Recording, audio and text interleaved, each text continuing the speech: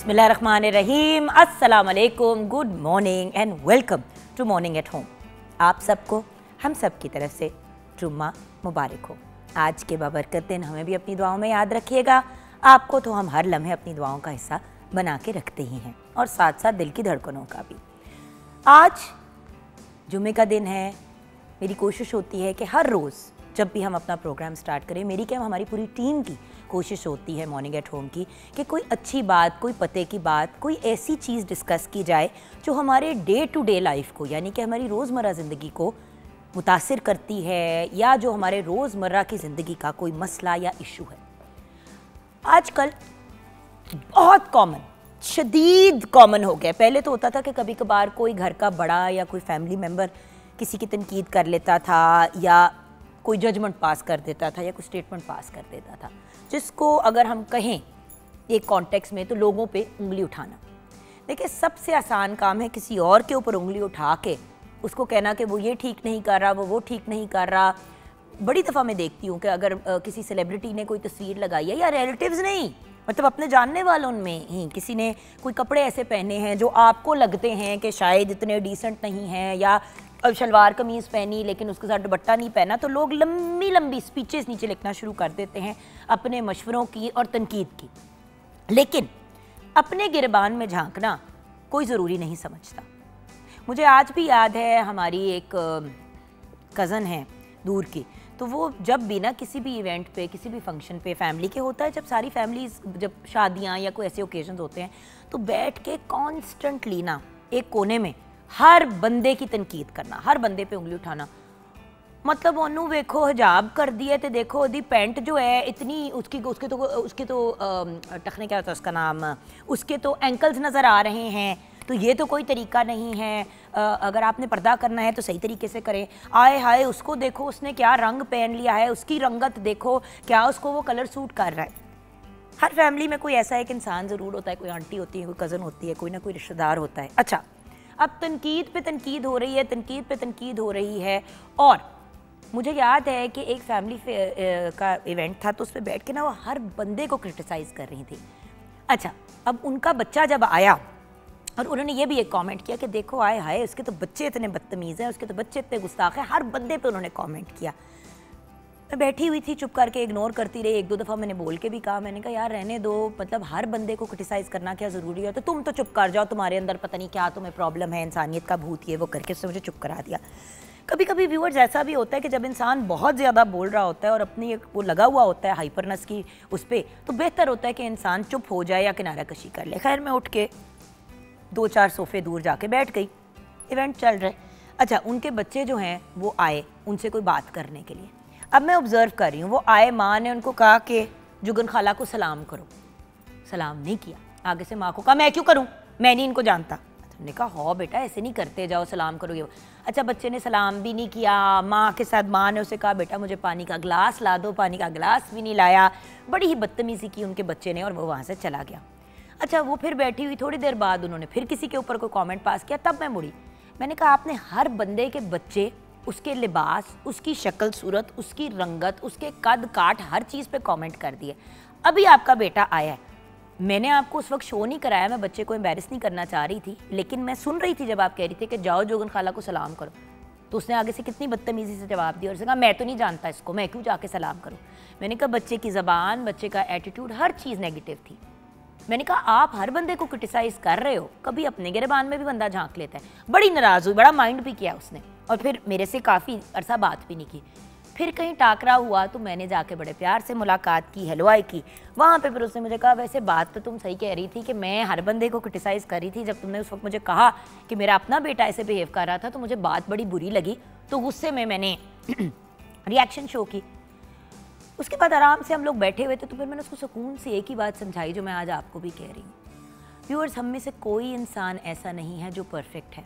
दुनिया में अगर कोई एक ऐसा इंसान आया जो परफेक्ट था, तो वो हमारे नबी पाक सल्लल्लाहु अलैहि वसल्लम, सूरे पाक हज़रत मोहम्मद सल्लल्लाहु अलैहि वसल्लम है।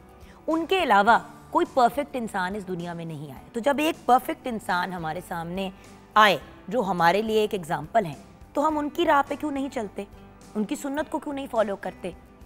कुरान पाक बहुत क्लियरली हमें बताता है कि हमारा लोगों की तरफ रवैया कैसा होना चाहिए, हमारा अपना उठना बैठना रहन सहन किस किस्म का होना चाहिए, तो हम उसको क्यों नहीं फॉलो करते। ज़्यादा आसान ये होता है ना व्यूअर्स के बैठ के किसी और की तनकीद करें, किसी और को क्रिटिसाइज़ करें या किसी और का मजाक उड़ाएं। सो मेरी आप सबसे आज एक रिक्वेस्ट है कि प्लीज़ जब भी किसी को क्रिटिसाइज़ करने लगे या मुंह से कोई ऐसी बात निकलने लगे जो नेगेटिव है या किसी भी तरीके से बुरी है, तो उसे करने से पहले एक लम्हे के लिए सोचें कि कहीं ये ऐब और ये चीज़ आपके अंदर तो नहीं है। और वैसे भी व्यूअर्स आपको पता है गीबत करने को बहुत बुरा कंसिडर किया जाता है और गीबत करने वाले को तो ये कहा गया है कि क्या तुम अपने मुर्दा भाई का गोश्त खाना पसंद करोगे? जवाब आया नहीं, तो फिर गीबत क्यों करते हो, हसद क्यों करते हो? और बाय द वे गीबत हम उसी की करते हैं जिससे हम हसद करते हैं या हमें कोई जेलसी का इशू होता है। तो रश करें, 100 दफ़ा करें किसी को देख के कि यार माशाल्लाह इनके पास इतना कुछ है, अल्लाह ताला हमें भी दे और जो इनको दिया अल्लाह इनको भी नसीब करे। ये भी तो दुआ की जा सकती है। हमें हमेशा ये होता है कि मुझे वो चीज़ मिलनी चाहिए।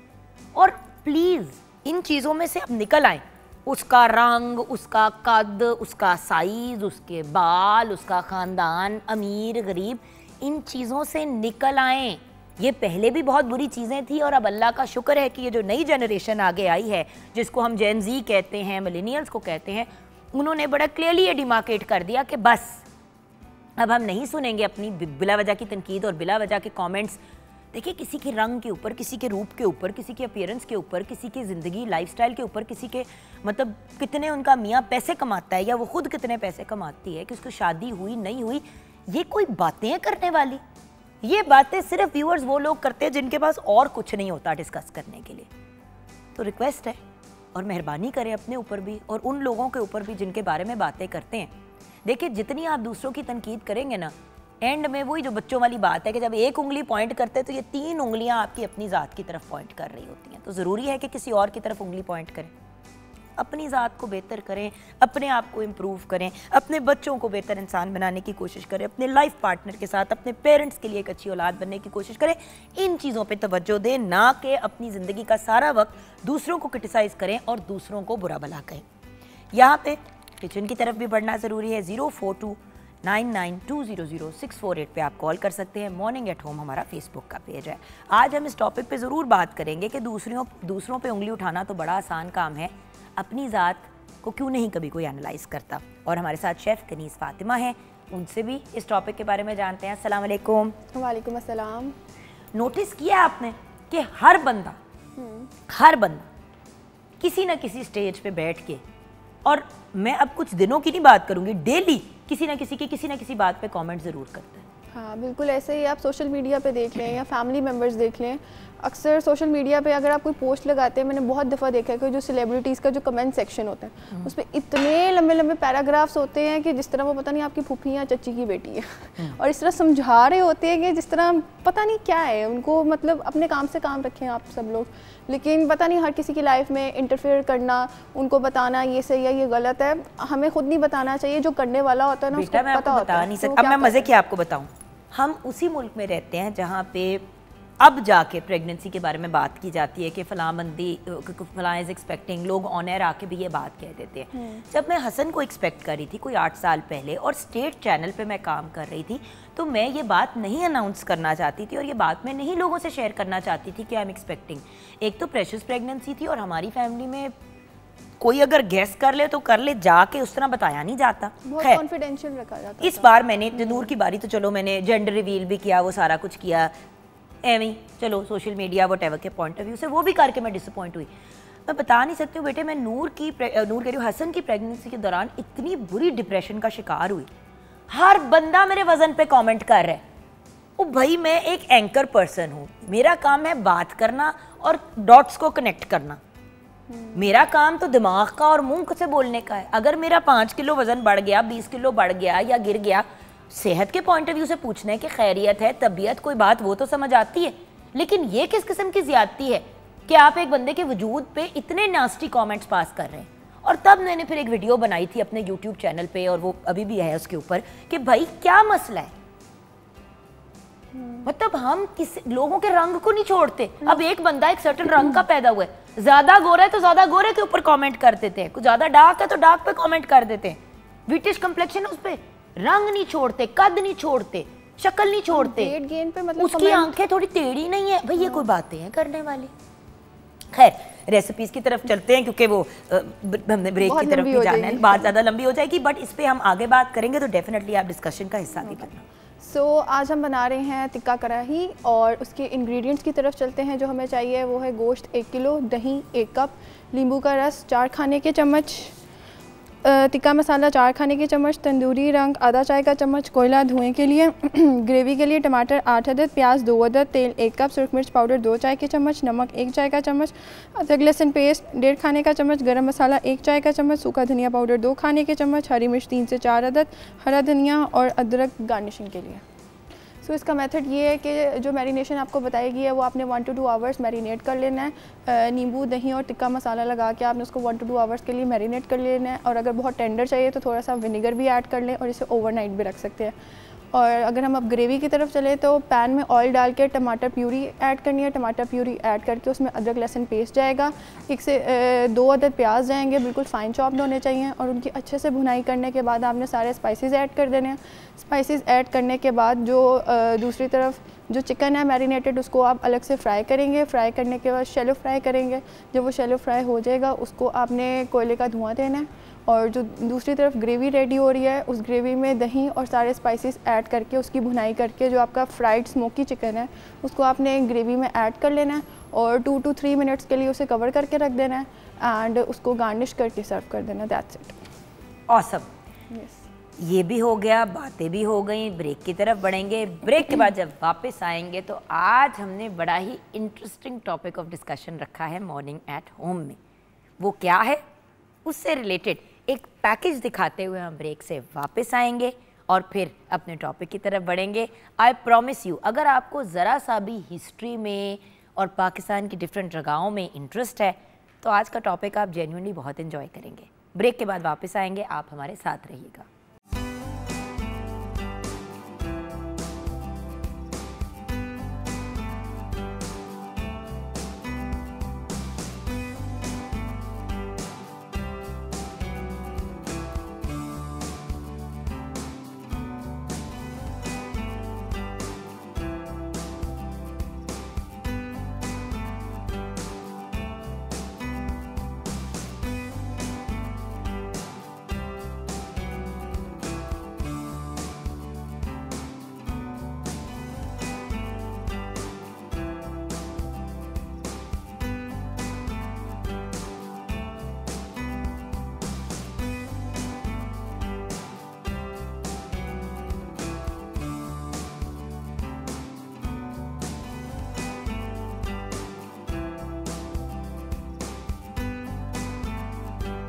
जी हाँ viewers, welcome back from the break. और तीन कहने लगी थी, बहुत ही ब्रिलियंट लोग हमारे सामने हैं, लेकिन एक्चुअली 2 लोग ब्रिलियंट हैं, उनमें से 2 के अलावा जो तीसरा एक नालायक बंदा है वो मैं सामने बैठी हूँ। और आज इस स्पेसिफिक मोमेंट में मैं बड़ी एक्साइटेड इसलिए हूँ क्योंकि आज प्रॉपर सीखने का मौका मिलेगा।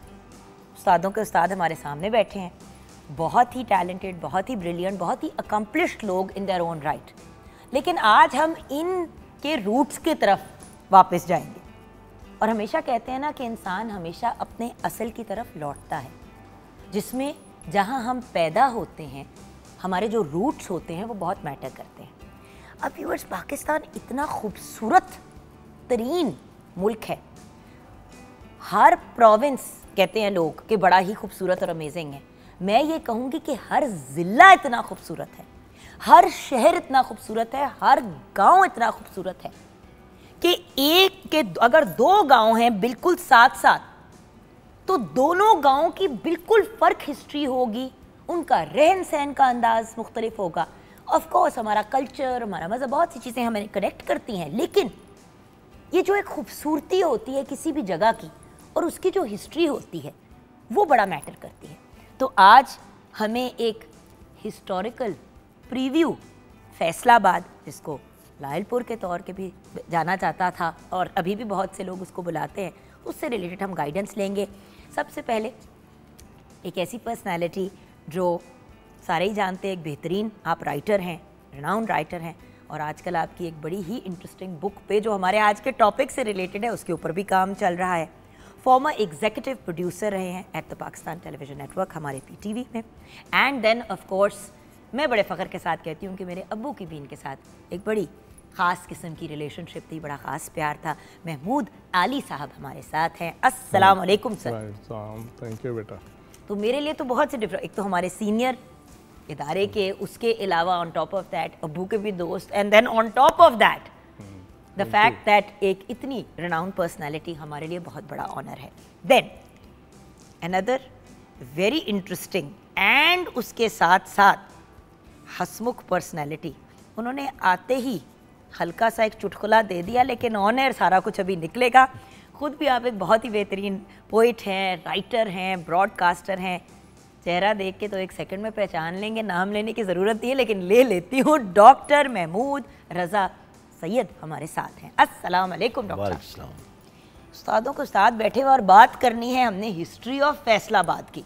तो सर आपसे बात शुरू करते हैं। सबसे पहले आपकी फैसलाबाद से क्या कनेक्शन है, और सर आपकी उसके बाद फिर नाम शाम तक। मेरा फैसलाबाद लायलपुर से ये कनेक्शन है कि हम मुहाजिर नहीं हैं, हम यहीं की जंपल, हमारे बुज़ुर्ग यहीं के थे।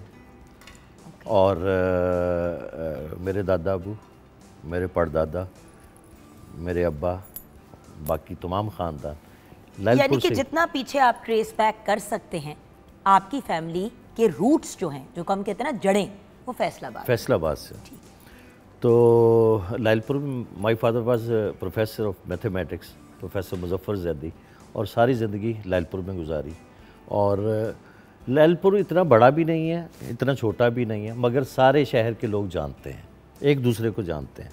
इसको लट्ठे और थान का शहर कहते हैं। बिल्कुल। और जब आबादी कम थी इस लायलपुर की, तो यकीन माने कानों में खड्डी की आवाज़ें आती थी कपड़ा बुनने की। तो यहाँ के लोग जो हैं ताजर, गाड़ियाँ वाड़ियाँ कुछ नहीं, लोग चल के जाते थे हर जगह, चल के जाते थे, चल के आते थे। और इसलिए नहीं क्योंकि कोई मजबूरी या कोई पैसों का मसला था, इसलिए क्योंकि इतना खुशगवार होता था। सोचे ना गाड़ियों का शोर, ना हॉर्न, ना कुछ, सुकून से जा रहे हैं, सुकून से आ रहे हैं। जिस तरह एक ज़माने में लॉरेंस रोड पे भी इसी तरह के मामलात होते थे लाहौर में। प्यादा सफ़र पाँव के ज़रिए, और तांगा होता था किसी ज़माने में, और तांगा बहुत इम्पोर्टेंट सवारी थी किसी दौर में। अब इसका वो तहजीब के साथ कोई ताल्लुक़ नहीं, गांव में चलता है ये तांगा। तो ये बहुत बड़ा गांव था। जिस तरह इंग्लैंड में कैरेज और घोड़ा और वो एक पूरा सिस्टम होता था इलीट का, अब घोड़े के साथ सिर्फ शादी ब्याह में बग्गी रह गई। बिल्कुल।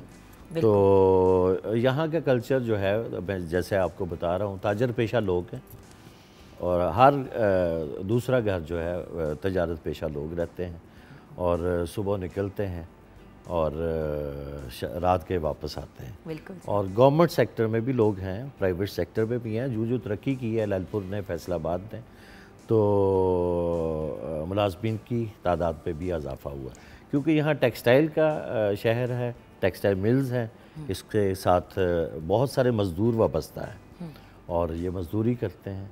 और ये एक पाकिस्तान को तरक्की की राहों पे गामज़न करने के लिए इनका बहुत बड़ा हाथ है।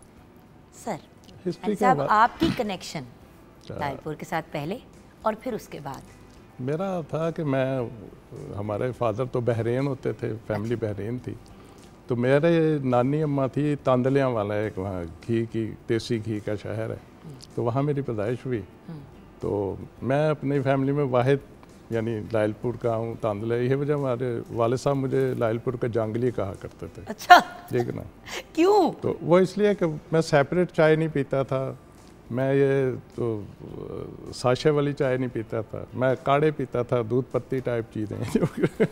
सर मैं आपको बता रही हूँ, मेरी कोई ख़ास आपसे ये देखे ना, मैं दूध पत्ती ही घर से लेके आती हूँ, पकी हुई काढ़ के जो चाय बनाई जाती है वो। ये आई एम सॉरी व्यूअर्स, या तो आपको पसंद है या नहीं है, और अगर आपको पसंद है, आप दुनिया के किसी कोने में चले जाएं, आप सॉस पैन और खुली पत्ती लेके जाते हैं साथ, और मैं इसमें बिस्किट भी डुबो के खाता हूँ। हाँ जी, तरीका तो यही है सर, तरीका तो यही है। और हल्का सा की आवाज़ भी आ जाए तो हाँ, वो हम नहीं करते ऑनर, लेकिन बाकी सब कुछ चलता है।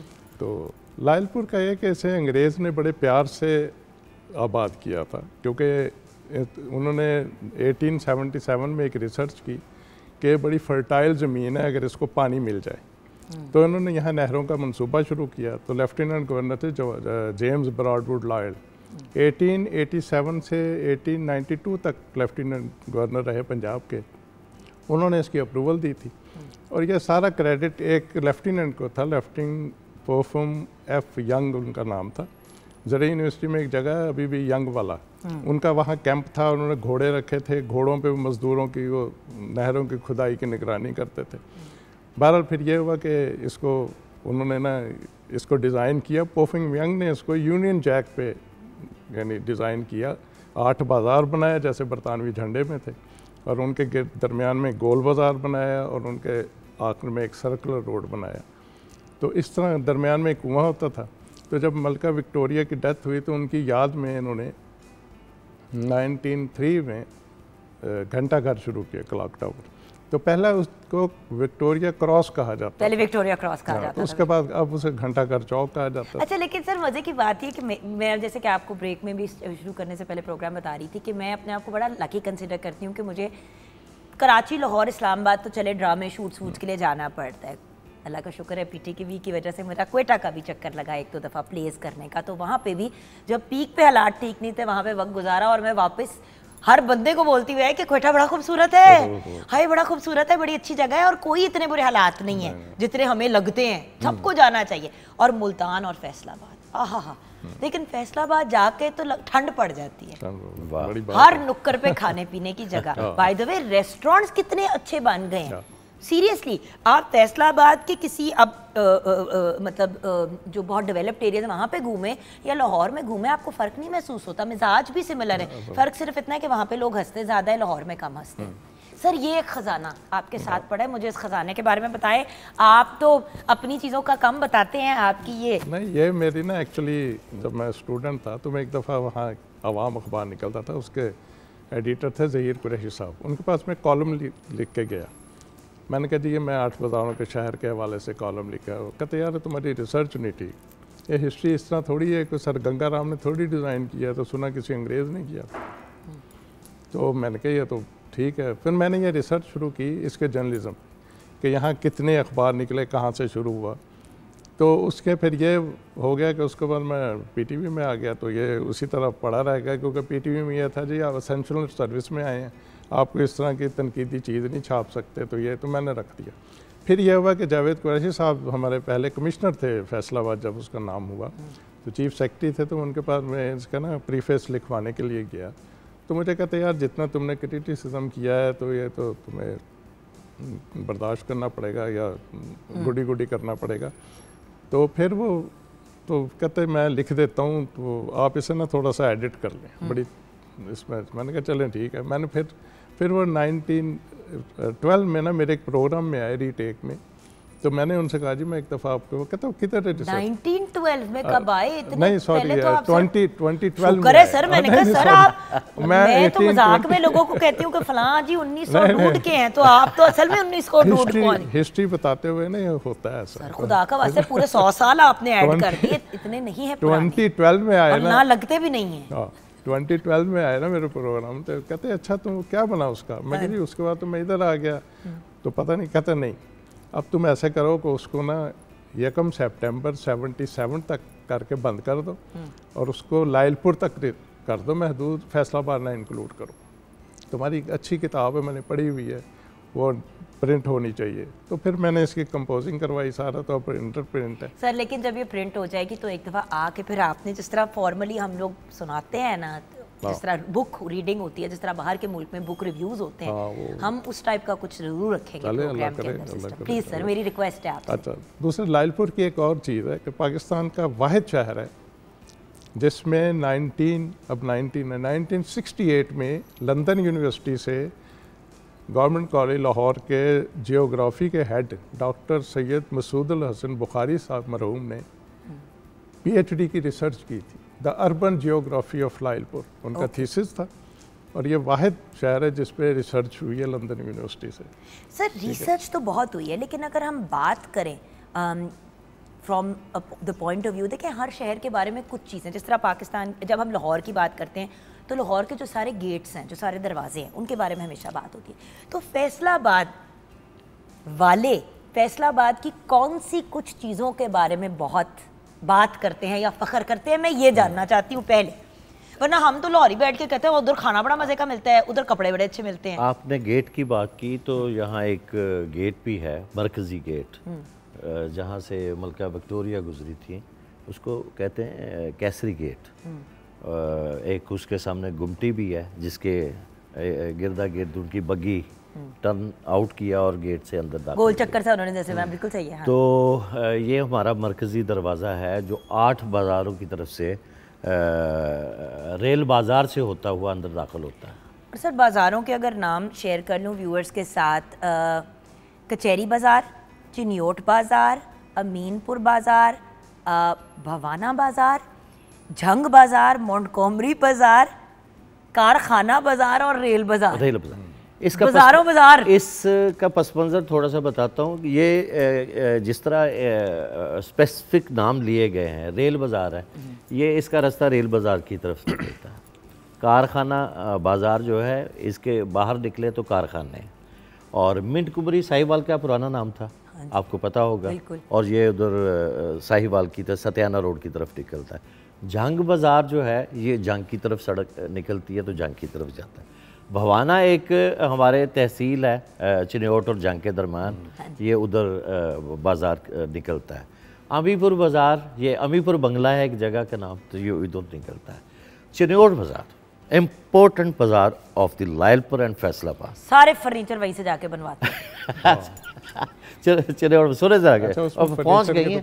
नहीं है वहाँ फर्नीचर की दुकानें। ये वाहद बाज़ार है जो सारा दिन और रात जागता है, क्योंकि फूड स्ट्रीट यस सारा दिन। और इसका आधा बाज़ार मतलब कि कुर्सियाँ बिक जाती हैं 10 बजे के बाद जब शॉप्स बंद होती हैं, तो घंटा घर के सामने जो एरिया है वहाँ आइस बार हैं, कहवा खाने हैं, कैफ़े हैं, और जितने आपके आर्टिस्ट हैं, जितने आपके शायर हैं, जितने आपके स्टेज शो करने वाले हैं, फनकार जिन्हें कह लें, वो सारी सारी रात बैठते हैं और फनकारी करते रहते हैं। और फनकारी करते हैं और नित नई जुगतबाजी करते हैं।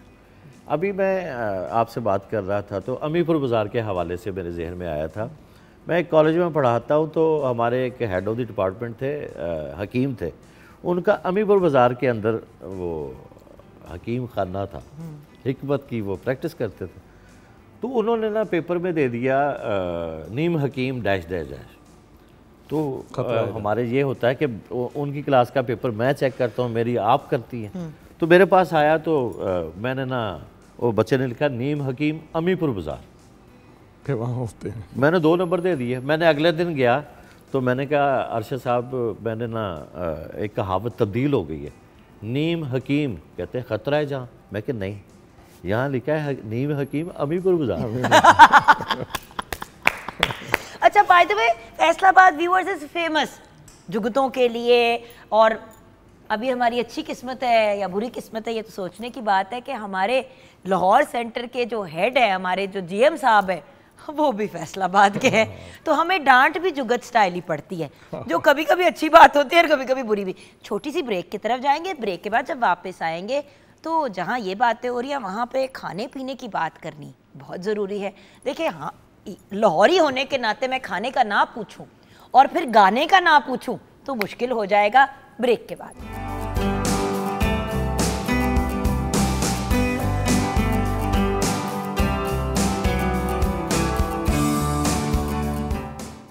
जी हाँ viewers, welcome back from the break. आज हम ट्रिब्यूट पेश कर रहे हैं फैसलाबाद को, लायलपुर को।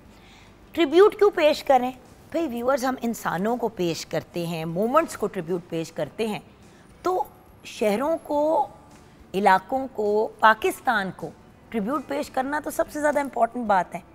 क्योंकि माँ के बाद अगर कोई ऐसी चीज़ या कोई ऐसी चीज़ ही कहूँगी जो हमें बुलाती है बार बार अपने पास, तो वो मिट्टी है जहाँ से हम बिलोंग करते हैं। चाहे हम वहाँ पैदा हुए हों या ना हुए हों, अगर आपके आबाओ अजदाद वहाँ से बिलोंग करते हैं तो वो आपको आवाज़ देती है बार बार। ये मुझे अब महसूस होता है। When I was younger I used to think हाँ I was born in Pakistan. अब मैं कहती हूँ मैं लाहौर में गंगाराम हॉस्पिटल में पैदा हुई थी। वो I think as you get older आपकी थॉट प्रोसेस चेंज होती है। सर लायलपुर या फैसलाबाद कौन सी जगहें हैं जो देखने वाली हैं? क्योंकि आपके साथ सर अभी थोड़ी देर बाद फिर मैंने एक और मरहला, एक सिटिंग करनी है जिस पे मैंने फिर आपसे आपकी किताब की कुछ चीज़ें सुननी भी हैं। लेकिन वो कौन सी जगहें हैं जो देखने वाली हैं, कौन सी चीज़ें हैं जो जानने वाली हैं फैसलाबाद के बारे में? फैसलाबाद क्योंकि नया शहर है, इतना कोई हिस्टोरिकल तो नहीं है। इसमें एक तो केसरी गेट है, जब ये इफ्तिताह हुआ था इसका 1896 में, चार्ल्स रिवाज थे कमिश्नर मुल्तान लाहौर में, जिनके नाम पे रिवाज गार्डन है, तो इन्होंने इफ्तिताह किया था। तो उस वक़्त हिंदू ताजरों को बड़ी फैसिलिटेट किया था अंग्रेज़ गवर्नमेंट ने। तो इन्होंने ना एक चंदा करके, राय बहादुर मोहन लाल थे, तो उन्होंने यानी 4 पंचम के किंग के एजाज़ में वो केसरी दरवाज़ा बनाया था, तो उसमें से चार्ल्स रिवाज ने इफ्तिताह किया था। उसके बाहर ना एक गुमटी है, जैसे डॉक्टर साहब ने जिक्र किया, वो जब नहरों के क्वार्टर बनने शुरू हुए, नहरों की खुदाई शुरू हुई, तो वो उसका इफ्तिताह हुआ था। उसके ऊपर लिखा हुआ दरियाए बरकत चना आदि, उर्दू में दरिया बरकत, दरियाए चना आदि, चनाब की बरकत। क्या बात है। फिर ये हिंदी में भी लिखा हुआ है, उर्दू में भी लिखा हुआ है, और मेरे ख्याल बंगाली में भी लिखा हुआ है, अभी तक है ये। तो इसके अलावा कोई ऐसी हिस्टोरिकल तो प्लेस नहीं है, बस घंटा घर है इसका। अगर खाने की बात करें, फैसलाबाद के खानों के बारे में हमें क्या बताएंगे? हर जगह की अपनी मखसूस चीज़ें होती हैं। अब 2 तरह की बिरयानी पे भी लड़ाई चल रही है, लाहौर की है कि कराची की है, लेकिन मैं तो कहती हूँ लाहौर पुलाव वाला शहर है और कराची बिरयानी का है, लेकिन खैर मैं कोई स्टेटमेंट ना दूँ, बेहतर है कि दूसरे ही दे जो देनी है। खानों के हवाले से लाहौर तो पॉपुलर है ही है ना, मगर लायलपुर भी अपनी जगह अपनी तहजीब, खाने पीने की जो तहजीब है उसको आगे लेके बढ़ रहा है। जिस तरह अभी आप कह रही थी, बड़े बड़े मॉल्स हैं, नित नए होटल बन गए हैं। नहीं, लेकिन हर नुक्कड़ कोने में मिठाई। अच्छा, फैसलाबाद में मीठा बड़ा मिलता है। ग्रुप ऑफ मिठाई, ग्रुप ऑफ मिठाई, मिठाई शॉप। मतलब हर नुक्कड़ कोने में मिठाई की दुकानें, और मतलब बड़ा जिंदा दिल शहर है। तो ये खाने चलते हैं। फूड स्ट्रीट तो नहीं है अभी बन सकी चिनोड़ बाजार को, जिस तरह मैंने कहा है कि रात दिन जागता है, वो फूड स्ट्रीट का ही काम करता है बस। ठीक है। तो बहुत सारे मैं बात करूंगा कि नान चने बहुत चलते हैं सुबह नाश्ते के बाद। निहारी सर, आप किस निहारी इदारे में बैठ के, किस शहर के इदारे में बैठ के आप नान चने की बात करें? सुबह सुबह तुबह के नान चने खा के आपकी बहन बैठी है यहाँ पे शो होस्ट करने के लिए। नान चने पसंदीदा डिश है, निहारी है और सिरी पाए, सिरी पाए और भटूरे खाएं कभी आप? लाहौर में जाके उधर शालमी में तो भटूरे पसंदीदा हैं। पहले एक ही दुकान होती थी निहारी की, वो होती थी घंटा घर के सामने। हाँ जी। मिंट कुमरी और कारखाना बाजार के साथ। हाँ जी। तो वो लोग आते थे, गाड़ियों में बैठ के आते थे, तांगे पे बैठ के आते थे, निहारी का नाश्ता करते थे। तो अब ये जगह जगह फैल गया। जितनी कॉलोनियाँ हैं उतने खाने के मराकज़ बन गए, और ये सुबह के खाने और हैं और रात के खाने और हैं।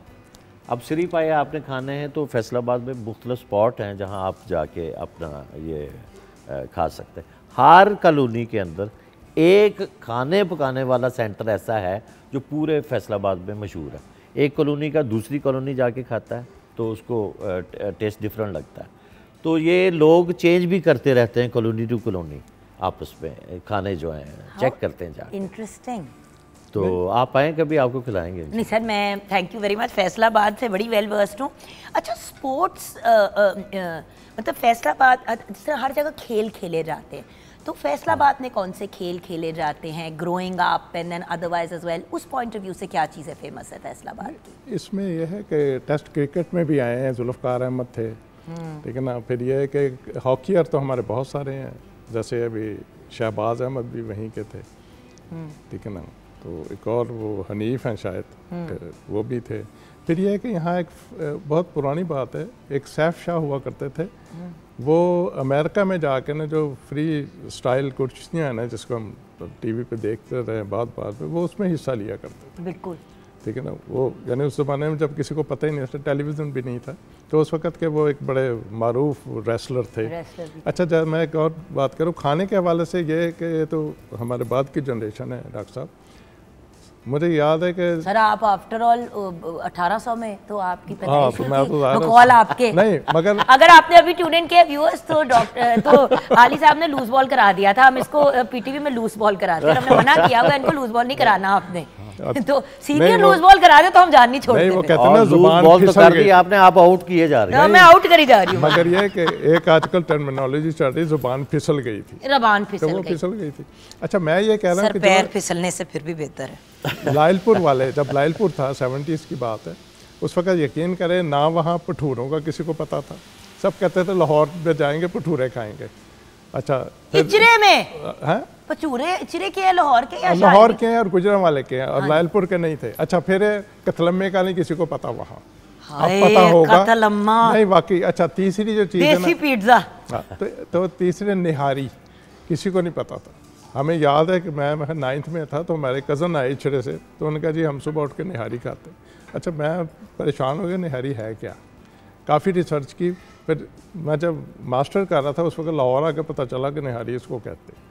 तो अब आके वो इनरिच्ड हुआ तो है। फिर उस वक्त क्या था? उस वक्त कुछ भी नहीं था। ये जो नई डिश आई थी जिसे हम कढ़ाई गोश्त कहते हैं, हर बंदा एक स्टेटस सिंबल था, यार आज मैं कढ़ाई गोश्त खाया। वो अपनी इन बातों में शामिल करता था कि सुबह उठे फिर नहाए, फिर यार तेरी भाभी ने फिर कढ़ाई जिस गोश्त तरह हम कल बात कर रहे थे, नाम चेंज हुआ है। नहीं भाव बढ़ाने का बिल्कुल सही कह रहे थे रेखा। आज ताड़ी भाभी ने कढ़ाई गोश्त खिलाई। बचपने के दिनों में कुलचा कहते थे। हाँ, कुलचा अब था, कुलचे से नान तक का सफर। हाँ, नान वहाँ नहीं था। हम अभी भी लोग कहते हैं कुलचा ही कहते, मगर कुलचा पुराना लगता है, नान ज्यादा बेहतर है। तो वहाँ पे कुलचा वो तिलों वाला मक्खन लगा हुआ ऊपर और उसको खाया आपने बैठ के चाय के साथ? नहीं, सादा होता था, सादा स्कूल में मिलता था। यानी एक आने का कुलचा था, 7 चने फ्री होते थे, तो 2 आने में बेहतरीन लंच हो हमारे स्कूल की आजकल ऐसी चने खरीद रहे हैं तो रोटी थोड़ा वो हमें डिस्काउंट पे दे दे। वो मुझे इनकी इस बात से मुनव्वर ज़हीफ का एक जुमला याद आ गया जी, चवानी दी रोटी तो मुर्गा मुफ्त। चवानी दी स्टिकर वाला मुर्गा। बिल्कुल सही, बिल्कुल सही। अच्छा, मुझे ये बताइए कि जब अब आप लोग तो लाहौर बेस्ड हैं या अभी भी फैसलाबाद में? पहले तो ये क्लियर करें बात, आप अभी फैसलाबाद में ही होते हैं सर या लाहौर में? मैं फैसलाबाद में, फैसलाबाद, लालपुर में। अगली जनरेशन भी फैसलाबाद में ही रहेगी? सवाल तो ये ना, अब आप देखें, आपने बताया कि आपकी अबाओ अजदाद सारे जो हाँ, देखें वो जो पुरानी नस्ल थी वो और तरह की थी। सुबह सुबह फैसलाबाद मेरे दादा अबू खतीब थे, मेरे अबू प्रोफेसर। अब मेरे बच्चे जो है, मेरी बिटिया एक डॉक्टर है, डॉक्टर निदा जैदी, एक मेरा बेटा एमफिल कर रहा है, बेटी फैशन डिज़ाइनर है। अब मैं नहीं कह सकता उनको जहाँ जॉब मिलेगी वो जा सकते लेकिन वो भी पैदा फैसलाबाद में, पैदा फैसलाबाद। और आप तो ओरिजिनल थे भी नहीं फैसलाबाद के, आपने अपने आप को खुद ही बना लिया। लाहौर आ गया, मेरी वाइफ भी लाहौर की थी, मेरे बच्चे भी लाहौर में पैदा हुए। अब माशाल्लाह एक चार्टर्ड अकाउंटेंट है, एक अपना सॉफ्टवेयर इंजीनियर, एक यूके में सॉफ्टवेयर इंजीनियर है। आपको बताता चलूँ कि मेरी 5 बहनें, अब किस्मत का पता नहीं होता, लायलपुर में पैदा हुई, शादियाँ फैसलाबाद में हुई, अब सारी एडजस्ट लाहौर में। तो यानी कि भाई को आना पड़ता है लाहौर अपनी बहनों के, तो यानी कि आज सबसे मुलाकात करते हुए जाएंगे हम सब भाई जो हैं। ईद शबरात जब देनी होती है तो हम कहते हैं इसको भेजें, इसको सफर करना पड़ता है 5 बहनों के घर। क्या बात है सर, आपका बहुत बहुत शुक्रिया हमें ज्वाइन करने का, ब्लेस यू। ब्रेक में जाते जाते, क्योंकि हमने आपको खुदाफिज कहना, सर आपकी री एंट्री होनी है इसलिए अभी आपको खुदाफिज नहीं कहना, आपको हमने रखी, आप हैं ही हमारे। तो सर जाते जाते क्लोजिंग में लोगों को फैसलाबाद के बारे में क्या कहते हुए इस सेगमेंट को क्लोज करेंगे? Over to you sir. Faisalabad Lyallpur के लोग बहुत तहजीबी याफ्ता हैं, अपने कल्चर से मोहब्बत करते हैं। मैं कहता हूँ फैसलाबाद का कल्चर एग्रीकल्चर से पैदा होता है और इससे ये मोहब्बत करते हैं। इनकी अपनी तहजीब है, अपनी सकाफ़त है, इसके शायर, इसके आर्टिस्ट अपने कल्चर की नुमाइंदगी करते हैं। ये बहुत मोहब्बत करने वाले लोग हैं। हम चाहते हैं कि फैसलाबाद जो नाम इसका नया रखा गया था, एक कमिश्नर साहब आए थे, इसको लायलपुर नाम देना चाहते थे, मगर वो कहते हैं वो ट्रांसफ़र हो जाती है, तो बहुत सारी जगहों का नाम लायलपुर रख दिया गया, मगर वो आखिरी ऑर्डर नहीं कर सके। बहर लायलपुर में अपनी तहजीब है, फैसलाबाद में अपना कल्चर है, यही इसकी सर आपने गज़ल सुनानी थी, मैं बड़ी सहम के आपसे रिक्वेस्ट करने जा रही हूँ। आली साहब इजाजत है? आप ही इजाजत देंगे तो ये वाकया हमारे ये रूनुमा होगा वाकया। जाने वालों की मेरे कान में आई आवाज, जाने वालों की मेरे कान में आई आवाज, मैंने पहचान के तस्वीर बनाई आवाज। जाने वालों की मेरे कान में आई आवाज, मैंने पहचान के तस्वीर बनाई आवाज। बैठी जाती थी उस शख्स के लहजे की खनक, मैंने आवाज मिलाई तो उठाई आवाज। वाह।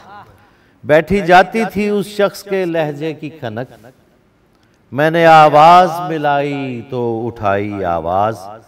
मैं पहाड़ों पे चला आया हूँ बातें करने, मैं पहाड़ों पे चला आया हूँ बातें करने, बस तेरा नाम लिया लौट के आई आवाज। वाह। मैं पहाड़ों पे चला आया हूँ बातें करने, बस तेरा नाम लिया लौट के आई आवाज। अपने ही खून की हंसते हुए फोटो खींची, अपने ही खून की हंसते हुए फोटो खींची, रोते रोते हुए सबको थी सुनाई आवाज। और लफ्ज मुंह से तो निकल कर नहीं अपने रहते, लफ्ज मुंह से तो निकल कर नहीं अपने रहते, अपनी आवाज भी होती है पराई आवाज। लफ्ज मुंह से तो निकल कर नहीं अपने रहते, अपनी आवाज भी होती है पराई आवाज। और खामशी शहर में पैगाम लिए फिरती है, खामशी शहर में पैगाम लिए फिरती है, कोई पागल है रजा जिसने दबाई आवाज। वाह वाह, शुक्रिया, क्या बात शुक्रिया। है sir, thank you so much.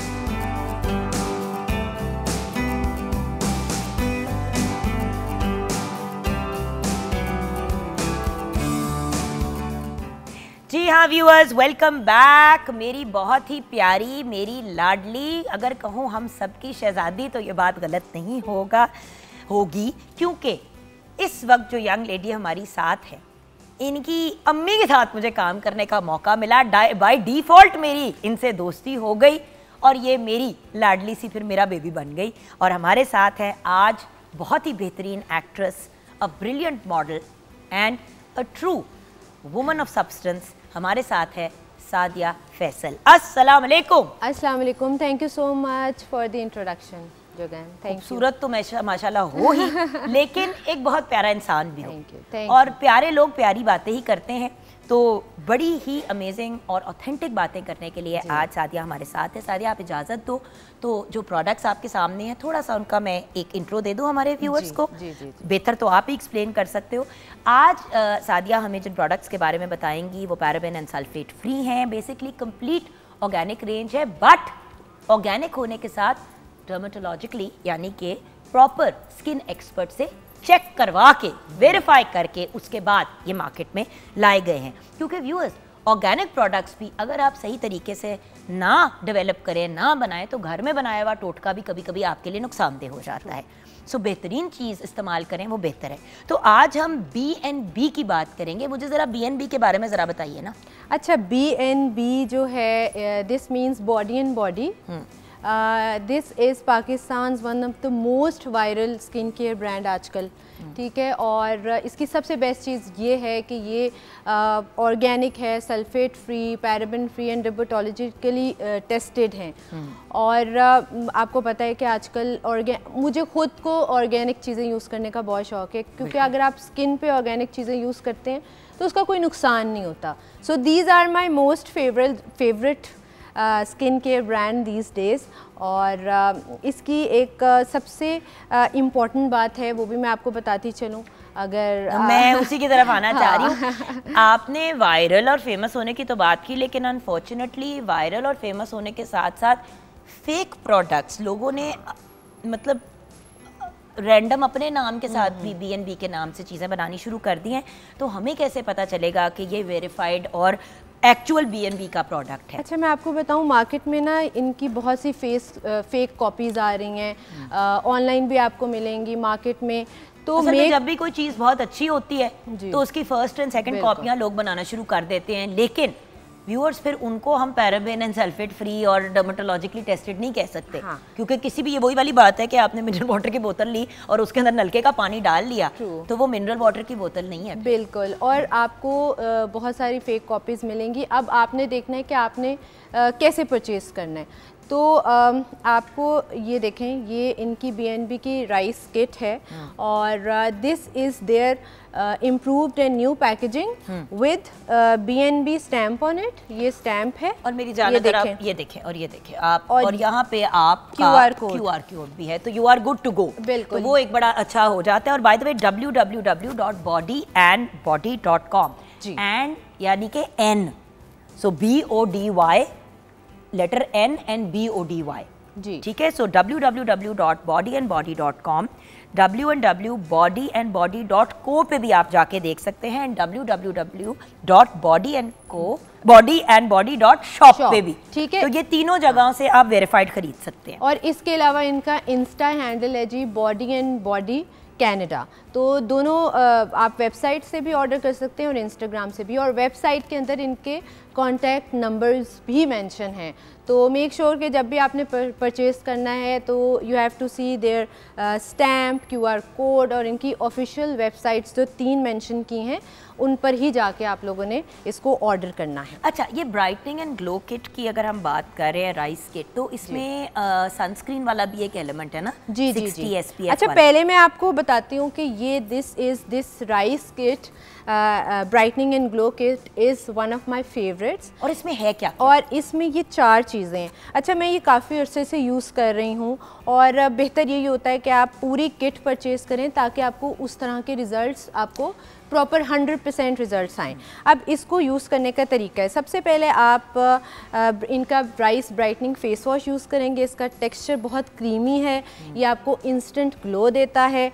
उसके बाद ये राइस स्क्रब है, ये this is very gentle on your skin, do not over exfoliate. आपको पता है ना, डस्ट स्क्रब में थोड़े मोटे मोटे पार्टिकल्स होते हैं, इसमें बहुत टाइनी माइन्यूट पार्टिकल्स हैं, तो आपकी स्किन को रैश भी नहीं करता।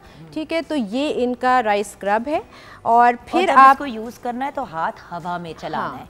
मैं अक्सर ये बात कहती हूँ, लोग क्या करते हैं, स्क्रब, अगर स्क्रब, देखिए वो बात भूल जाए, स्क्रब का मतलब है पोछा लगाना मुंह के ऊपर। स्क्रब आपने जेंटली यूज़ करना है ताकि जो आपकी डेड स्किन का एक हल्का सा लेयर है वो उतर आए, ये नहीं कि खा ली उधड़। एग्जैक्टली। अच्छा, स्टेप 3। अच्छा, 3 है जी इनका ये ब्राइटनिंग राइस पाउडर मास्क। और इसके लिए 2 इम्पॉर्टेंट चीज़ें हैं। अगर आप लोगों की ड्राई स्किन है तो use this mask with milk, and if you have oily skin then use it with water और रोज़ वाटर। इसको अपनी स्किन पे 10 से 15 मिनट लगा के रखना है, जब ड्राई हो तो इसको आप रिंस कर लें, और ये आपको बहुत एक रेडिएंट ग्लो देता है। और मेरा जो इनकी किट में सबसे फेवरेट है ना, ये है जी ऑर्गेनिक राइस सनस्क्रीन। ये आपको टिंटेड मेकअप लुक देता है। ये BB क्रीम है बेसिकली। जी, BB क्रीम है। ये देखें, मैं आपको इसको अप्लाई करके भी दिखाती हूँ। ये देखें, very light weight, non greasy and fast absorbing. और आपकी अगर डिस्कलरेशन है, मतलब स्किन पैची हुई है, तो वो सारा कुछ कवर हो जाता है, आपको बेस नहीं लगानी, और वाइट कास्ट भी नहीं छोड़ता। अच्छा, उसके बाद अच्छा, लेकिन एक उसकी बहन है पिंक वाली, एक पिंक वाली भी तो किट है ना? This is the pink brightening and glow kit.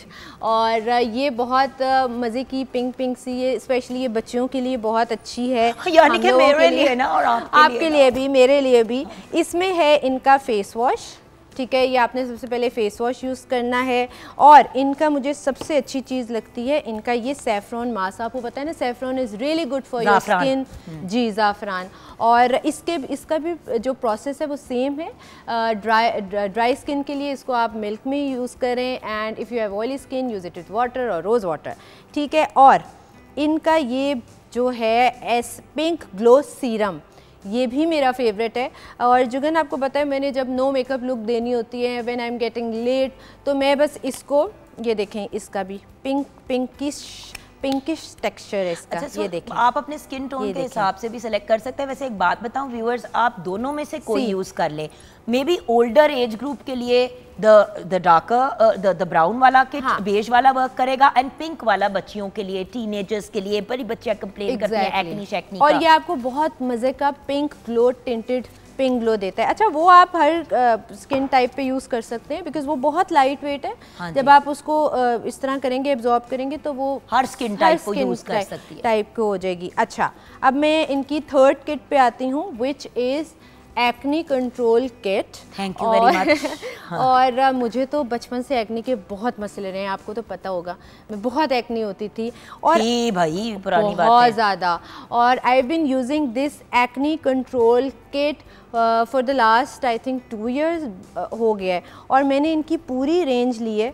और मुझे लगता है कि अगर आपको एक्नी है और आप फ़लाँ जगह से कुछ ले रहे हो फ़लाँ, तो इज इट ग्रेट कि आपके पास एक ही जगह पे सारे प्रोडक्ट्स शॉप है ना। और ये सब आपने 6 जगहों से अलग-अलग लेना है, ये सोच के कि यार वो ये इतने की मिल जाएगी, जब आप उसके पैसे जमा करेंगे तो किट से ज्यादा डबल दे देंगे। और सबसे ज़बरदस्त बात इसकी ये है कि ये ट्रीटेड ऑयल से बनी है, और आपको पता है टी ट्री ऑयल जो है वो ब्रेकआउट्स को रोकता है, वो ब्रेकआउट। और मैं आपको बताऊं जुगन, अगर ये आप जिसको एक्नी है वो रेगुलर यूज़ करें तो आई अश्योर यू के 10 से 12 दिनों में आपको इसके रिजल्ट्स मिल जाएंगे, क्योंकि टी ट्री ऑयल में एंटीबैक्टीरियल प्रॉपर्टीज होती हैं, तो वो नई एक्नी को डेवलप होने से भी रोकती है। तो आपका अगर इमीडिएट ब्रेकआउट है, आपने उस पर टी ट्री ऑयल का ये लगाया, तो वो उसको बिठा भी देगा और नए को बनने से रोकेगा। मसला तो यही है ना, हर रोज लगा लिया वो तो लगा लिया, लेकिन आगे भी ना हो मसला। बिल्कुल। और ब्रेकआउट को ट्रीट करने के लिए आपको थोड़ा पेशेंस के साथ आपको बस फ्लो में चलते जाना चाहिए, ताकि आपका जो है वो एक्नी भी ट्रीट हो जाए और उसके एक्नी स्कार्स भी ट्रीट हो जाएं। तो इससे आपको 10 से 12 दिनों में रिजल्ट मिलते हैं। अच्छा, अब ये इनकी बहुत ही अमेजिंग किट है, which is brightening vitamin C facial kit. ये फेशियल किट है इनकी, और ये आपने ले लिया, आपको और किसी चीज़ की ज़रूरत नहीं है। और इसके अंदर ना 6 प्रोडक्ट्स हैं, 6 स्टेप्स हैं। ये देखें, ये 6 प्रोडक्ट्स हैं इनके, और इस सब में इसके ऊपर स्टेप्स मेंशन है कि आपने किस तरह कौन सा स्टेप पहले करना है, कौन सा बाद में करना है। और वो ख़वातीन जो सैलून नहीं जा सकती या जिनके पास टाइम नहीं होता, इवन मेरे पास भी ये किट है, तो जब मेरा शूट होता है मैं 2 दिन पहले इसको यूज़ करती हूँ and I am good to go. But can I say something Sadia, हर चीज़ हम लोग खुद ही घर पे कर सकते हैं जी। 3-3, 6-6, 8-8, 15-15 हज़ार रुपए, सस्ता से सस्ता पार्लर 3 से 5 हज़ार रुपए चार्ज करता है फेशियल के। आप एक दफ़ा किट खरीद लें, आप पता नहीं कितने फेशियल इसमें से निकाल लेंगे, और आपको और ख़ुद अपने हिसाब से, अपने स्किन के हिसाब से आप लेके चल सकते हैं। तो क्यों किसी और के हाथ डालें? और आप देखें ना, सब चीज़ें ऑर्गेनिक हैं, तो इसका कोई नुकसान नहीं है आपको, ऑर्गेनिक चीज़ें। तो और आपने देखा है जुगन, इनकी सारी प्रोडक्ट्स में एक चीज़ कॉमन है, दीज मास्क। अच्छा, I thought you were going to say affordable है। I thought you were going to say common चीज़ है कि सारी मास्क। नहीं, ये मास्क हैं, और क्योंकि मास्क लगाने के जब आप एंड पे मास्क लगाते हैं तो वो आपको एक फिनिश्ड लुक देता है। तो इनकी सारी, और मास्क को लगाने का तरीका सेम ही है, दूध के साथ या रोज़ वाटर या वाटर के साथ।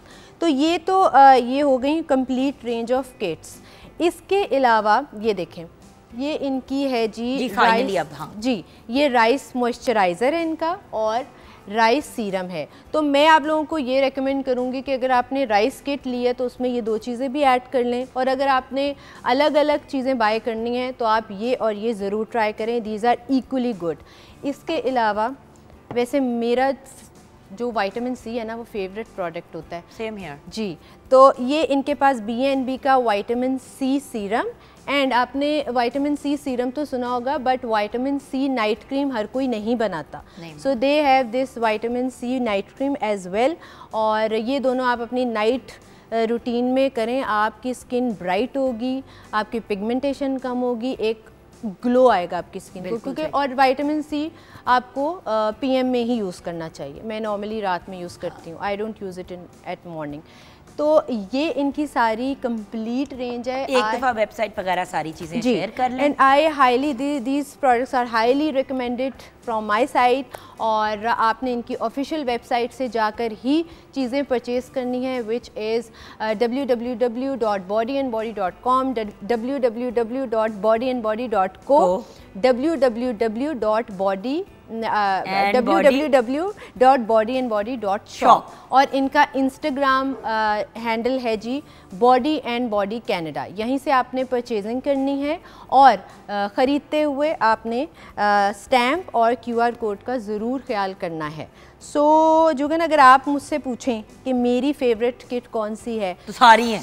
नहीं, this is my favourite kit, क्योंकि आपको पता है ना आजकल ग्लास स्किन का कितना ट्रेंड है, ये बहुत कोरियन स्किन का कितना ट्रेंड है।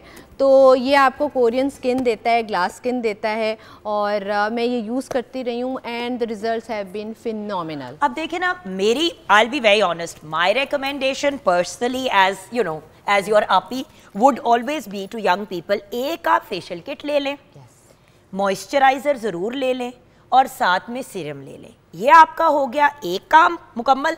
उसके साथ आप अपनी स्किन टाइप, बहुत यंग स्किन है आपने ये ले लिया, एक्नी प्रोन है ये ले लिया, मेरे जैसा बंदा ये, मतलब बात ये है कि कॉम्बिनेशन में ले लें। और व्यूअर्स, ये कौन सी चीज़ें 1-2 दिन में ख़त्म हो जाएंगी। और सबसे इम्पोर्टेंट, सॉरी आपको मैं बताऊं कि ये जो BNB की है ना, ये जो पूरी रेंज, ये सब स्किन टाइप को टारगेट करती है, सब स्किन टाइप को। जी, तो यहाँ पे हम ब्रेक की तरफ जाएंगे। बहुत बहुत शुक्रिया आपका व्यूअर्स देखने का।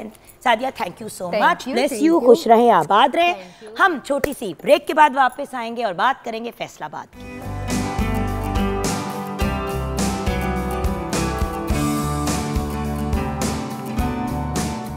भाई क्या बात है, क्या बात है, ज़बरदस्त। अली साहब, जैसे कि आप जानते हैं, हमने अभी कुछ देर पहले भी यही बात की कि हमारे मुल्क में बहुत टैलेंट है, लेकिन फैसलाबाद की मिट्टी में स्पेशली कुछ ऐसा है कि वहाँ से हमारे मुल्क के सबसे बेहतरीन लेजेंड आर्टिस्ट निकले हैं।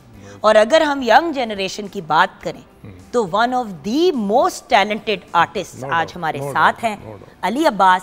अस्सलाम वालेकुम। बहुत शुक्रिया। वालेकुम अस्सलाम। और फैसलाबाद की हो बात और हम अली अब्बास को ना तंग करें या आवाज़ दें, मुश्किल बात है। मेरे लिए बड़ी ऑनर की बात है, और आज मेरे उस शहर की, उस जगह की बात हो रही है कि मुझे वाकई में अपने आप में एक होना भी चाहिए, एक प्राउड फील हो रहा है माशाल्लाह यहाँ आके भी। अब देखो ना, म्यूज़िक के पॉइंट ऑफ व्यू से तो आप जानते ही हो, लेकिन अली साहब जो हैं, उन्होंने एक बहुत ही ब्रिलियंट, ये जो उनके हाथ में बुक है, अभी ये प्रिंट नहीं हुई, प्री प्रिंटेड वर्जन हमने इनसे मांग ली कि प्लीज सर आज जो बात हो रही है। मैं बार जब मिला हूँ ना, मुझे इन्होंने बड़ा अच्छा एक जुमला बोला है, कहते हैं आप फैसलाबाद के हैं, मैं लायलपुर का हूँ।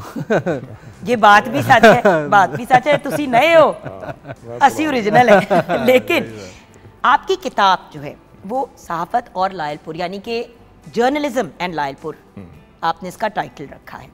तो सर, जर्नलिज्म या सहाफत के पॉइंट ऑफ व्यू से आप हमें क्या गाइडेंस देंगे? पहले अखबार के बारे में भी वहाँ के आपके पास इंफॉर्मेशन है। जी सर। एक्चुअली ये है कि जब ये अंग्रेज़ों ने आबाद किया तो अंग्रेज़ों ने सबसे पहले 1898 में खुद से एक वीकली मैगज़ीन जारी किया था, उसका नाम था द लायलपुर गज़ट। फिर उन्होंने अपनी रिपोर्ट में लिखा, प्रेस ब्रांच की रिपोर्ट थी, उसमें लिखा कि क्योंकि लोगों में इतनी लिटरेसी रेट नहीं है तो इसलिए ये हम बंद कर रहे हैं। तो उसके बाद फिर ये हुआ कि जब ये ज़िला बना है 4 में, अप्रैल 1904 में, तो उसके बाद फिर लोगों ने आना शुरू किया। तो सबसे पहले जो अखबार आया था, तो वो उसका मैं इसलिए किताब में मैंने कैसे लिखा वो मैं आपको बता देता हूँ पढ़ के, ठीक है ना। तो उसका था जी, लायलपुर का पहला आज़ाद अखबार हफ्त रोज़ा मनुष्य सिधार था। मनुष्य कहते हैं इंसान को, सिधार कहते हैं उसकी इस्लाह को, जो उसकी भलाई को। यह पर्चा दिसंबर 1904 में मुंशी मोहल्ले से जारी हुआ। इसके एडिटर कमालिया के एक वकील मेहता जमनी अरोड़ा थे। 38 साला वकील का मकसद अखबार के ज़रिए अपनी कानूनी प्रैक्टिस को मकबूल बनाना था। मनुष्य सिधार उर्दू और गोरमखी में भी शाया होता था। इसके मुतल्लिक एक अंग्रेज़ी रिपोर्ट में लिखा है, हर हफ्त रोज़ा मनुष्य सिधार आर्या समाज का हामी, पार्टीबाजी का मुखालिफ, एतदाल पसंद और शाइस्ता पेपर है। इसमें आम दिलचस्पी की हामिल तहरीरें, मुकामी मौज़ूआत, मसाइल और अहम वाक़यात पे मज़ामीन शाया होते हैं। मनुष्य से मुराद इंसान और सिधार के मायने भलाई के हैं। हफ्त रोज़ा मनुष्य सिधार पूरे पौने 2 साल तक छपता रहा। इसकी इशाअत 100 तक थी। इसके प्रिंटर मेहता जमनी के वालिद मोहनदास अरोड़ा थे, जो एक साबिक पुलिस हवलदार थे और मुंशी मोहल्ले में वाक़या मनुष्य सिधार मशीन प्रेस के मालिक थे। उस वक़्त बिजली नहीं थी तो हैंडल प्रेस कहा जाता था और मैनुअली ऑपरेट होती थी। वाओ, ठीक है ना। अच्छा के मालिक थे। हफ्तरोज़ा मुनीस सिरदार का साइज़ 10 इंच बाई 7.5 इंच था और ये 4 सफ़ात में मुश्तमिल था। 1906 में मेहता जमनी अरोड़ा लाहौर मुंतकिल हो गए और वहाँ से उन्होंने अरोड़ा बरादरी का हफ्तरोज़ा अखबार अरोड़ा बान सिद्धारक गौरमुखी ज़ुबान में जारी किया था। ये पहला अखबार था। मैंने इस तरह इनकी डिटेल दी है और मैंने अंग्रेज़ों की जो प्रेस ब्रांच की रिपोर्ट थी, DIG हुआ करते थे उस ज़माने में, प्रेस ब्रांच, हाँ जी, वो रिपोर्ट करते थे कि इस अखबार में किस किस्म का एडिटर है और उसका कल्चरल स्टेटस क्या है, एजुकेशनल स्टेटस क्या है और उसका टेम्परामेंट क्या है, कि ब्लैकमेलर है, क्या प्रमोट करता है। तो इस तरह करके ना वो एक डिटेल देते थे और अंग्रेज़ ने डिटेल से ही हुकूमत की है और लायलपुर को बनाया भी डिटेल से था कि उसने, और लायलपुर से ही आप हैरान रह जाएंगे कि पोफम यंग जो थे लेफ्टिनेंट, उन्होंने सबसे पहले ये जो ज़मीनें हैं ना, मरला, कैनाल, ये उन्होंने ये टर्मिनोलॉजी यूज़ की थी, इन्वेंट की थी पहले। तो ये एक लायलपुर का है क्राइटेरिया कि यहाँ से वो शुरू हुआ था। चक का लफ्ज़ भी 1870-71 में इस्तेमाल किया अंग्रेज़ ने। उससे पहले ढोक होती थी, रहने होते थे, या जैसे कहते कि बाड़े होते थे, तो वरना कुछ भी नहीं था। तो ये उन्होंने अलाइन की इन चीज़ों। मरला वैसे भी बेचारा इतना सा होता है तो उनको समझ आई ना कि हम छोटी छोटी जगहों पे रहते हैं तो हम जरा यहाँ पे भी सेटिंग ऐसी कर दें। उन्होंने मेजरमेंट पूरी। अच्छा सर, आपकी इजाज़त से किचन में भी नज़र डाल लेते हैं। हाँ जी बेटा, जैसे कि सर को भी आदत है कहने की आज आपकी भाभी ने कढ़ाई तैयार की है, तो आपने भी कढ़ाई तैयार की आज बेटे। तो आज हमारी बेटी ने भी कढ़ाई तैयार की, टिक्का कढ़ाई तैयार की है, तो उसको हमने रायता और सैलेड के साथ सर्व कर दिया है। It's ready to eat. Awesome sir, आपका बहुत शुक्रिया। आपने अपनी किताब में से जो चीज़ें हमारे साथ शेयर की वो तो सबसे बड़ा ख़जाना है, क्योंकि अनपब्लिश्ड वर्क शेयर करना बड़ा हमारे लिए ऑनर है। Sir thank you so much. ये तो मेरा अपना ये कह लगे मदर इंस्टीट्यूट है और इसके लिए तो मैं हाजिर हूँ और खुशी हुई है कि कैमरे के पीछे रहे 31 साल, तो आज कैमरे के आगे तो अच्छा लग रहा है। God bless you, God bless my Pakistan television. बहुत शुक्रिया। Thank you sir. और आप मिस्टर फैसलाबाद के बारे में क्या कहते कहते फिर हम आपको गाने की तरफ लेके जाएंगे। फैसलाबाद जी एक मेरा ख्याल है कि गाने के अलावा भी वो हर शोबा में एक खुद कफील, गाना, कॉमेडी, जर्नलिज्म, हिस्टोरिक। देखिए फैसलाबाद की इतनी हिस्ट्री नहीं है लेकिन लायलपुर की तो बहुत हिस्ट्री है और उसके गिरदोनवा की बड़ी हिस्ट्री है, तो हर लेवल से एक बहुत रिच जगह। मेरा दोस्त है, वो कहता है हर चीज थोक से मिल रही है हर चीज इसमें एक क्वांटिटी ज्यादा में वाहिद जगह है जहाँ पे थोक के हिसाब से मिलती है। आजकल जो थोक के हिसाब से भी मिलती है उसमें भी आधा नकली सामान। मैंने जो गाना पहले गाया ये मेरे मरहूम नाना मोहम्मद सादिक साहब का था। वो दो भाई गाते थे, मोहम्मद सादिक, मोहम्मद इकबाल। रांझे मजियाँ चराइयाँ डोली लगे ने खेड़े, ये ओरिजिनली उन्होंने गाए, बाद में हमसाया मुल्क ने भी उनको कॉपी किया है। इन गानों को भी हर बंदा सुनता है, तो वो एक हमारी फैमिली रही है। हमारी भी तीसरी एक पीढ़ी कह लें, हम तीसरी नस्ल चल रही है जो म्यूज़िक को लेके इसको हम बस आगे लेके चल रहे हैं। फैसलाबाद से जी हम फिर भी वैसे तो हमारे पाकिस्तान के सारे शहर ही इतने प्यारे हैं, इतने अच्छे हैं, हमारे सारे दिलों में हैं। लेकिन ज़ाहिर है आपका जहाँ से एक ब्रॉटअप है, आपकी जहाँ जन्म हुआ है, आपकी धरती माँ है, तो वो उससे आपकी ज़्यादा एक लगाव होता है। सो इस तरह की फीलिंग्स मेरे दिल में भी है। तो आज हमने आपको एक और जनरेशन, देखो 3 जनरेशन आज हमारे साथ सर, आप फिर आपने कहा जो हमारे साथ सर थे वो जूनियर थे और उनसे जूनियर ये हो गया, तो 3 जनरेशन तो हमने बुला लिया आज फैसलाबाद की। So thank you so much, बहुत शुक्रिया। और आपसे कुछ सुनते सुनते जी बिल्कुल एक सूफियाना सा कलाम है, रब ना भूले और पेशे खिदमत। Over to you. जिंदगी रही तो इंशाल्लाह अगले हफ्ते फिर मुलाकात होगी। खुदा